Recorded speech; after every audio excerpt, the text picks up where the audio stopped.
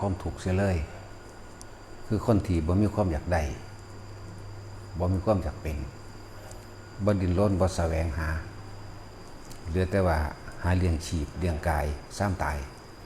ส่วนคนที่ยังมีความทุกข์อยู่คือคนที่อยากได้และอยากเป็นคือเฮาเห็นนั่นแหละชีวิตเฮาผ่านอีหยังมามากนั่นแหละมาสรุปลงแก่หากินแค่ซ้ำตายสุขทุกข์อยู่กับความคิดป่านนี้เวลาคิดอยากได้นั่นอยากได้นี่มันก็ดิ้นรนแสวงหาไปแล้วในตอนที่พวกเขากำลังดิ้นรนแสวงหาจะมีอารมณ์ปะปนกับเป็นหันนี่ก็พ่อใจมั่งบ่พ่อใจมั่งนั่นแหละโดยแล้วแต่ทุกข์ทั้งนั้นแหละนั่นคือยังใหญ่ขึ้นมาซ้ำหนึ่ง6-7 ปีเอาเข้าโรงเรียนเป็นอีหยังคือต้องทำต่อกันไปสืบต่อกันมาหรือต้องเรียนหนังสือหรือกฎระเบียบมันเป็นแบบนี้นั่นแหละบังคับการเรียนจบม.6 จบปริญญาสุดท้ายแล้วก็ดิ้นรนไปหางานเพื่อความอยากได้และอยากเป็นแข่งขันกันนั่นนี่สารพัดบางคนก็ตายในระหว่างเรียนบางคนก็ตายในระหว่างจบบางคนก็ตายในระหว่างหางานบางคนก็ตายในระหว่างได้งานนั่นแหละแต่คนที่ยังดิ้นรนแสวงหามันก็ถูกน้ำความอยากได้กับอยากเป็นทั้งสั้นอยากได้อันนั้นอยากได้อันนี้ก็เลยต้องดิ้นรนแสวงหาอยากได้รถอยากได้บ้านอยากได้ยศถาบรรดาศักดิ์อยากได้คำสรรเสริญอยากเป็นครูอยากเป็นทหารอยากเป็นตำรวจอยากเป็นนายกอยากเป็นหลายๆอย่างในความอยากเป็นนี่คือพวกสิแหวกว่ายเวียนไปเวียนว่าอยู่ในวัฏฏะคือความหมุนวนแห่งกองทุกข์คือความอยากได้กับอยากเป็นคนที่บ่อยากได้คนที่บ่อยากเป็นบ่แหวกบ่ว่ายบ่เวียนบ่หมุนบ่วนกับไผอยู่หม่องเก่าหรือว่าคือเขาบ่มีความหวังแล้วจิตเขาบ่มีหม่องตั้งบ่ไปตั้งกับความหวังบ่มีการไปบ่มีการมาอยู่เป็นปกติแค่ว่ามีเหตุการณ์กระทบกระทั่งแค่แก้ปัญหาแต่ว่าบ่ต้องการชนะในปัญหาบ่มีความแพ้บ่มีความชนะแต่ว่าหังแก้ปัญหาแก้เป็นธรรมดาเพื่อให้มันเกิดความสงบสันติโดยภายนอกแต่ภายในเขามันสงบอยู่แล้วปราศจากความคิดนึกปรุงแต่งในความอยากได้อยากเป็นแต่ว่าความคิดนึกปรุงแต่งอันอื่นๆที่เป็นประโยชน์ต่อไปมีอยู่หังบ่มีอารมณ์ปนไปในหันในความว่าโอ้ยอยากเฮ็ดถนนนะจักกิโลนึงจังซี่ตั้งไว้ซื่อๆแต่ว่าบ่ไปอยู่ในที่ตั้งบ่ได้คิดลำพึงลำพันว่าเมื่อไหร่สิแล้วสิเอาเงินใช้เฮ็ดอันนั้นอันนี้สารพัดบ่มีว่าเฮ็ดถนนหน้าเฮาเงินตรงนี้ก็แล้วไปเด้เฮ็ดก็เฮ็ดเดี๋ยวนี้เขาก็แล้วไปแล้วหรือบ่แล้วก็บ่ได้ไปวางจิตใจไว้ในหันเด้นั่นแหละหลายคนก็ชีวิตผ่านเองมามากก็แหละบ่ควรสิไปถือเอาอันนั้นอันนี้เข้ามาปรุงแต่งอยากให้มันเป็นไปดังใจที่เจ้าของอยากให้มันเป็นหรือให้มันได้แบบนั้นแบบนี้ดอกเราเห็นแหละตายหลายแล้วเราเห็นคนตายตั้งแต่ในท้องก็มีตายตอนเกิดใหม่ก็มีตายว่างเป็นเดือนก็มีแน่ตายเป็นลำดับมาตายเฒ่าก็มีตายบ่เฒ่าก็มีเพราะว่าสิตายโดยสาเหตุใดวิธีการใดก็คือตายป่วยตายรถชนตายถูกยิงตายฟ้าผ่าตายแน่มันหากินซ้ำตายในคนก็ดีเนาะมันได้หยังมันเป็นหยังมากก็เป็นไปตายได้ไปตายนั่นแหละแต่สิ่งที่บ่ตายนี่คือความบ่อยากได้และบ่อยากเป็นเด้แต่ว่าเฮาหาเครื่องอยู่ของเฮาเองพยายามรู้ให้มันทันความคิดพยายามรู้ถ้าเฮาทันความคิดแล้วความเห็นมันก็บ่ไปสรุปดอกเห็นว่าจังใดเห็นว่าดีหรือเห็นว่าเลวเห็นว่าบุญหรือว่าเห็นว่าบาปจะต้องบ่เอาถึงดี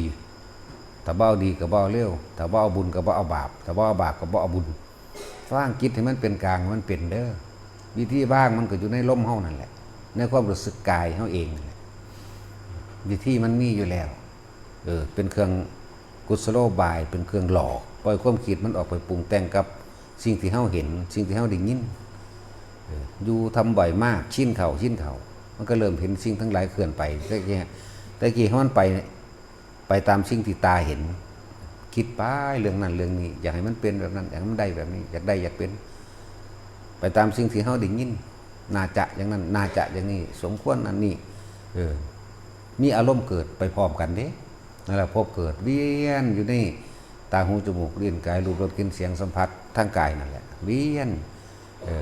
แต่ถ้าผู้ฝึกตนมีสมาธิจิตตั้งมั่นดีแล้วปัญญาเข้ามาแทรกเข้ามาพาเห็นสิ่งทั้งหลายทั้งปวงมันก็แค่นั่นแหละมันก็เกิดมันก็ดับเห็นแต่ความเกิดเห็นแต่ความดับเห็นแต่ความบ่จีรังอย่างยืนเห็นแต่ความแตกกายทำลายไปแตกกายทำลายขันธ์แตกกายทำลายทุกอย่างนั่นแหละมันเป็นโดยธรรมชาติของมันเองบ่อยากให้ตายก็ตายนั่นแล้วต้นไม้เหมือนกันบ่อยากให้ตายก็ตายนะแล้วมันเป็นธรรมชาติของมันเฮาเป็นแค่ว่าผู้รู้เฉยๆผู้รู้ผู้ดูผู้เห็นก็แค่นั้นแหละบ่มีอีหยังพยายามจะสร้างกรรมทางความคิดคือจะสร้างอยากให้เป็นแบบนั้นอยากให้ได้แบบนี้แหละฝึกอยู่กับตัวเองให้มากผู้เพิ่นละใดคือเพิ่นละความเห็นนั่นแหละเห็นว่าจากว่าความคิดเห็นนั่นแหละผู้เพิ่นละแท้ก็ดีคนสิบ่มีความคิดเห็นไปยืนยันตัดสินหรือผิดได้ถูกในภายใน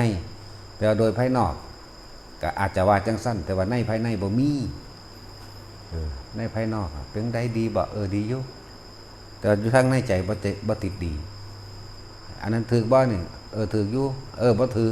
แต่ว่าในภายในบ่มีผิดมีถือเห็นไหมฝึกเอาผู้ใดก็ฝึกได้สิ่งที่โล่งใจเจ้าของความรู้สึกเจ้าของยืนยันตัดสินเจ้าของเด้อไผสิพ้นหรือบ่พ้นพยากรณ์ด้วยตนเองเลยถ้าเฮาบ่มีความรู้สึกพอใจแล้วบ่พอใจนั่นแหละพ้นการฟังการคุยการตอบโต้กันมีเป็นปกติธรรมดาแต่ว่าบ่มีอารมณ์ความรู้สึกในความพอใจบ่พอใจนี่พ้นอันนี้พ้นแน่นั่นแหละผู้พ้นจากทุกข์คือบ่มีความอยากได้อยากเป็นบ่ตัดสินบ่ยืนยันบ่แสดงความคิดเห็นอันมีอารมณ์ก่อเกิดบ่มีเลยเห็นไหม